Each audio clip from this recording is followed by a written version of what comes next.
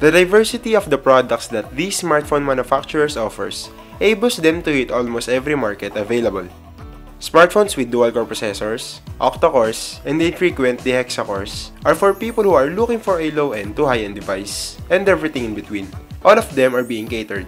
Now I'll bring you a device that's in between those markets. A hexa-core device, the Gionee Gpad G5. Priced at only 9,499 pesos. Will this device satisfy its prospective users? Let's figure that out in our full review.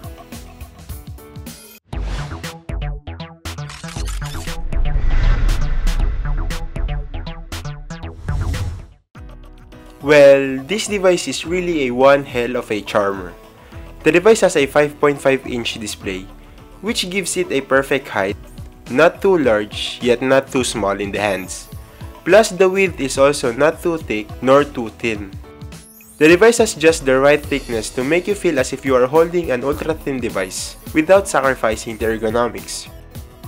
Also, the device is mostly constructed with plastic, which is actually advantageous as it made the device really lightweight. Also, I would like to note that the G5 doesn't feel any cheap because of this.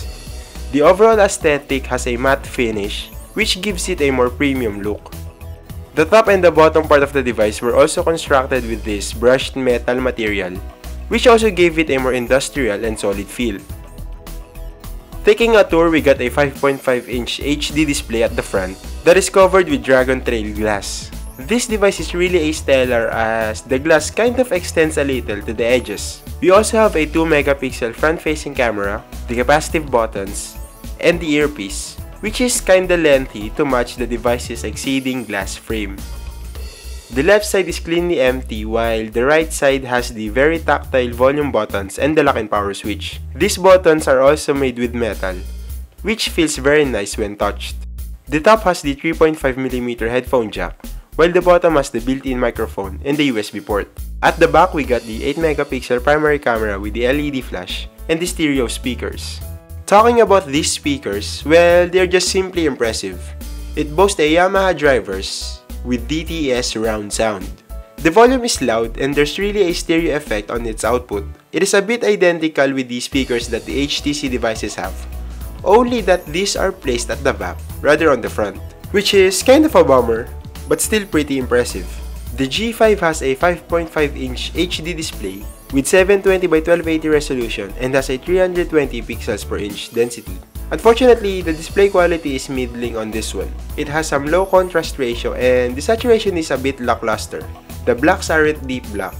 As a result, viewing angles are also a bit awful. But there's one thing to love on this display. The media playback is great. Watching movies or any other clip is a wonderful experience. Well, of course, the display quality isn't that great, but the broad 5.5-inch display kind of mimics a widescreen TV, which is perfect for a cinematic experience. Also, some software tricks made every video being played as if they are all shot in 60 frames per second, so the movements are smooth and pleasing in the eyes. The whole panel is also covered with dragon trail glass, which means that it can withstand some extended scratches. Hexa-core devices are really here to stay. Like I said earlier, the diversity of the devices that are available on the market benefits the consumers that are coming from different purchasing capability. The device runs on MediaTek's 1.5 GHz hexa-core processor with 1GB of RAM and a Mali 450MP GPU. Performance have been fairly impressive. The 6-core processor handled games well. Plus the GPU, there's no visible frames that drop. Stutters or hiccups may occur at times, but only in very rare occasions like opening a power-demanding app or a surprising explosion from an FPS game. The only worry is, there's only a 1GB of RAM that comes along with the device. This memory capacity may not be ideal for the device's attributes, but considering the price tag, it is really hard to complain. Thus, multitasking is a second rate on this one. Switching from different applications are bumpy, and the programs tend to restart when you try to switch back at them. The device is running on Android 4.4.2 KitKat. On top is the company's Amigo UI. Well, the user interface is aesthetically great, but the performance have been quite sacrificed. The stock Android experience is buttery smooth itself, but trying to top it with a third-party user interface is a bit of a different story. There's some tiny jerks when browsing the home screen. It feels like some frames are dropping. This minuscule issue may not affect some, but if you're a stock Android fanboy, you'll really be annoyed. Nevertheless, the user interface is still good looking as ever. The company's very own Amigo UI has been revamped and packed with more fundamental features. Probably one easily noticeable improvement is, finally, the addition of the app drawer. The app drawer is a significant part of the Android software over the years, and removing it causes hassle and confusion.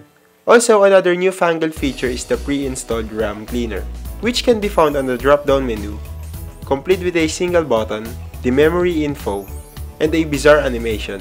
This feature is very essential as the device only has a limiting 1GB of RAM.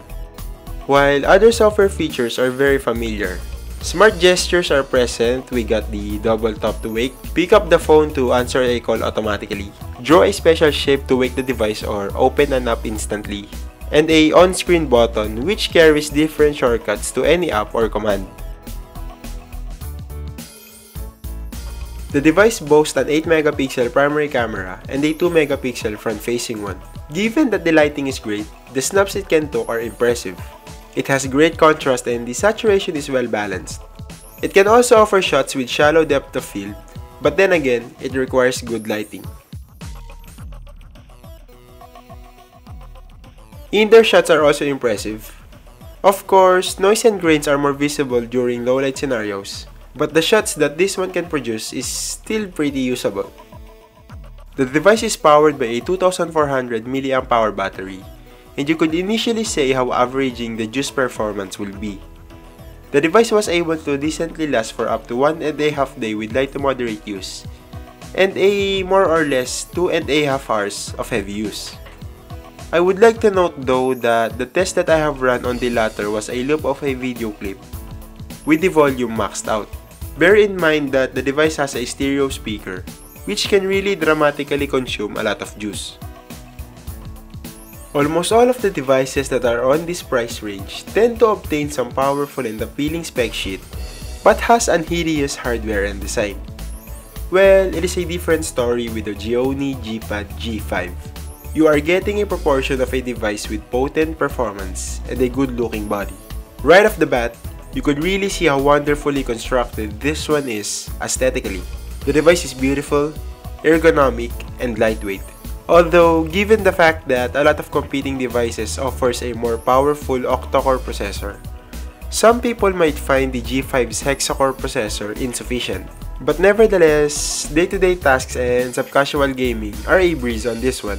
That having all said, if you're looking for a chic and stylish device without having to spend a fortune, this 9,499 device is worth checking out. But if a powerful performer is what you want, then you might be better off with something else that has a greater processor that is also at the same price tag. This has been NoypiGeeks' full review of the new Gionee Gpad G5. Make sure to hit the thumbs up button and share this video if you loved it, and also subscribe if you still haven't. Thank you for watching.